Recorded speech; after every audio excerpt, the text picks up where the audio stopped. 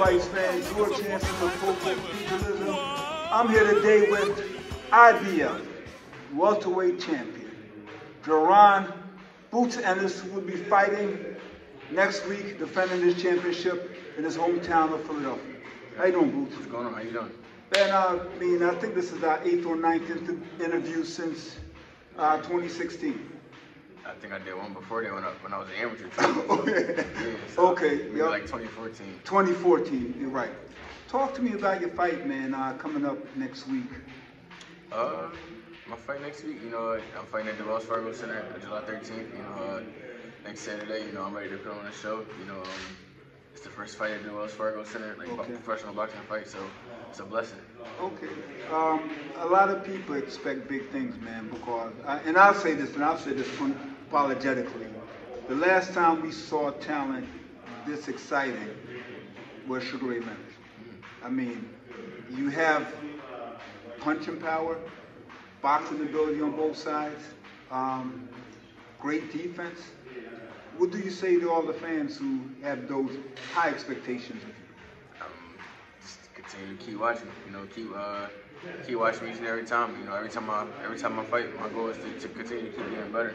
And proving and showing, that I'm working on things and sharpening up every tool in my box. How was it growing up with a fighter, not a father, Ennis, who was an excellent fighter? Mm-hmm. Your brother, Pooh, being USBA champion, your brother Farah. How was it growing up in that household? Growing up, in that household was great. Mm-hmm. Like you just said, my dad was a former boxer, professional boxer. Pooh and Farah was he was former professional boxers too as well, and he was at the top of the top. It was a blessing, to be able to see, them fighting in Philly, fighting on TV, fighting all over the place, And when I was watching them, I'm like, I want to be like them when I get older. Look at me now. So, yeah. What do you say, man? Years ago, I wrote an article, and it stated that you had a mouthpiece before you had a pacifier. Mm. How accurate is it? It's very accurate. I've been boxing forever. I was in the gym in a jumper. I couldn't even walk or anything, so I've been boxing forever. Boxing in my blood. I think the first time I saw you in a boxing gym with my trainer Charles Ramey, you must have been about 2 years old. Maybe something like that, probably, yeah. And even back then, man, you were good. Yeah.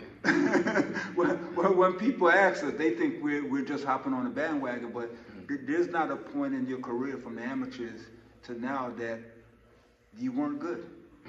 You get my point? Yeah. You were just like somebody who gravitated towards boxing, and you were just a natural. Yeah, definitely just a natural. I never, how some guys, they got to step. Yes. They learn how to get their base. Mm-hmm. I never did that. I just straight box. I just got in there. I talk to a lot of people in boxing and the fans, right? We see guys who progress, they get better, they get to a certain point, and they're not accessible, or they don't mingle with the fans. I go to the amateur fights and I go to the pro fights, and one of the things we appreciate about you, and we see, you're never too busy to take pictures with kids, sign autographs, hug the kids, give them some confidence. Yeah. Where does that come from? Just with my pop instilled into me, You gotta treat everybody how you want to be treated.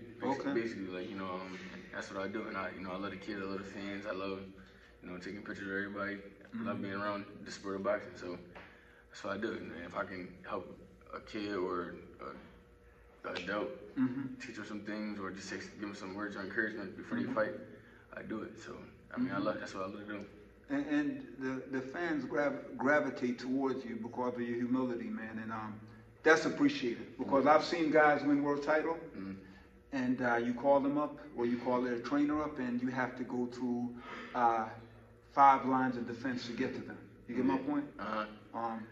But we were doing this interview, called up your dad, and he's like, come on up.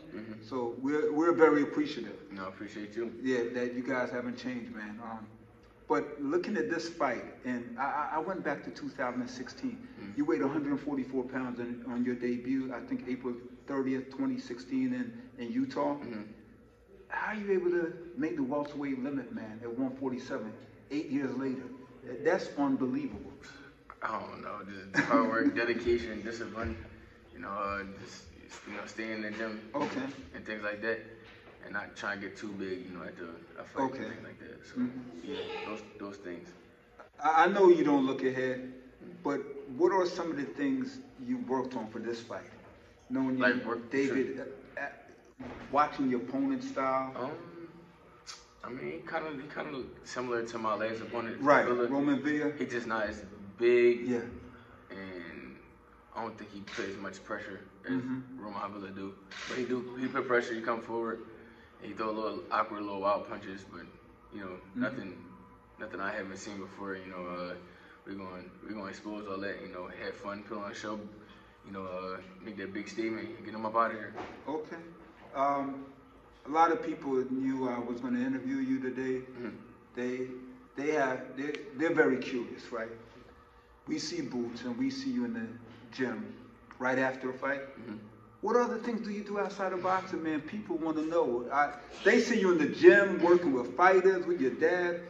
Do you read? Do you play the violin? Do you play basketball? Yeah, I'm about to say, besides being in the gym, I play basketball,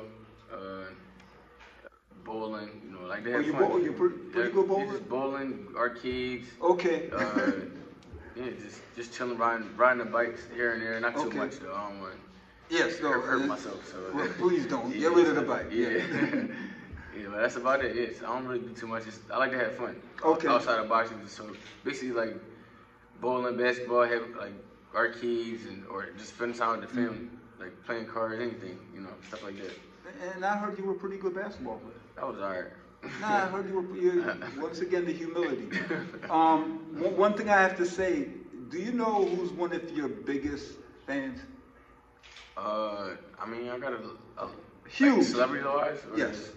I mean, there's a lot of fans. A lot of NBA players, football players, rappers. Let me clue you on your biggest fan. Irving Magic Johnson. Yeah. I saw a tweet he sent out to some friends of mine right after one of your big fights a couple years ago. Yeah, he's a huge fan. Yeah, I remember that. He posted me on Twitter. Yes. So when are you going out to meet the Magic Man? Hopefully he be in the building. Oh, okay, Magic. If you're watching this, you got to come out, man. Yeah. But looking at everything, man, what's the biggest lesson you've learned so far in boxing?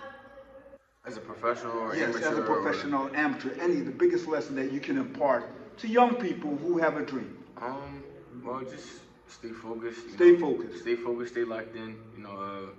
Always listen to your trainer. You can't be too big-headed, think you know everything. And you can learn from anybody. You can learn from a little kid. So, just stay on point. Just don't overthink nothing. Be relaxed. And as a professional, I learned just to be more calm and relaxed and don't rush nothing. Yeah. Well, one of the things I've always respected about Floyd Mayweather and Andre Ward, similar, they both started in amateur, and they both ended their professional careers undefeated. And guess what they had in common? What? Same trainer. Yeah. They never switched trainer. Right. And that's one of the things I respect about you. You see all these guys, once they make it up there, oh, my trainer, I need a finisher, right? You've had one trainer since the day you were a year and a half. You've had the same trainer. Yeah, I definitely had the same trainer, and ain't gonna change. Ain't gonna change. What are some of the things, man, your father's imparted to you? All the wisdom. What are some of the things he keeps telling you? Just stay focused. Stay focused. Stay in the gym. Just treat people like you want to be treated and things like that. And everything go hand in hand together. So he teach me everything for whatever I need, whatever I need to hear, he'll tell me. So yeah. And you probably only fight a world champion with a trainer and father who's still sparring. Yeah, still spar. He still spar. He still run. He still exercise. He probably just got done running just now or exercising just now. Yes. So yeah, he keep it so right. And I'm not gonna hold up too much time, but I sat and I looked at the projections for you from the time you started, how many championships you could win, how much money you could make, and my conservative estimate is about $2 billion. by the time. No, I'm serious. Now in the next 10 years, I mean, with your talent, we see you just progressing and getting all this money and endorsement fights. Probably being a 5-division world champion. Yeah, what do you say to that? Yeah, that's my goal. I want to be undisputed at 47, 54, 60. 68. And maybe 68. And you might be like Tommy Herndon and go to 75. I might be pushing it a little bit, but I think 68. 68? 68. Okay. 68. I could do 75. I just had to see how my body feel. Okay. Me being that heavy, you know. Well, I just wanted to thank you, man. And before we go, I just want to say hello to my good friend Spencer Fearon, Master Knowledge. He's a huge fan. I know he interviewed you. What's going on? How you doing? Yeah, hello Spencer. I know you interviewed Boots and Bozy before, man. And you got a huge fan base in the UK. Yeah. Years ago, about 3 years ago, a gentleman reached out to me on Facebook that followed you, and he said, George, my son is ill. Can you get a picture signed by Jaron Ennis? And I printed one out, came up to the gym, you signed it. That kid was so happy, man. Yeah. You got a big fan base. Yeah. What do you want to say to UK fans? To UK fans and my fans all over, I just appreciate y'all. Continue to keep watching me, keep supporting me. I'm gonna keep putting on for y'all. Well, fans, there you have it. Jaron Boots Ennis, IBF welterweight champion, the best fighter in the galaxy. And unless they have boxing in Mars, I'm gonna stand by that. He's fighting next week in the greatest boxing town ever, Philadelphia. So thank you, Boots. I appreciate my brother. Good luck. I will be in press row.